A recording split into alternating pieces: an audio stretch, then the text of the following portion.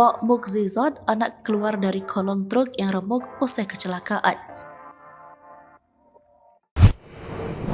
Video kecelakaan di Jalan Lintas Timur di Manggala, Lampung mendadak viral pada Sabtu 9 September 2023. Dua truk terlibat kecelakaan di Manggala, Lampung tersebut. Kondisi truk remuk dan satunya lagi terguling.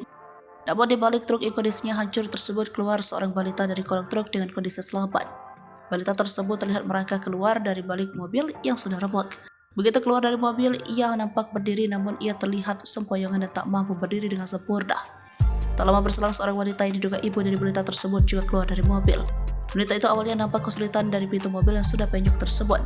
Namun, perlahan-lahan ia akhirnya bisa keluar dari mobil tersebut. Sedangkan di mobil satunya lagi yang terguling, seorang pria juga nampak keluar dari mobil tersebut. Begitu keluar dari mobil, pria itu nampak berdiri tegak dari badan mobil yang terguling.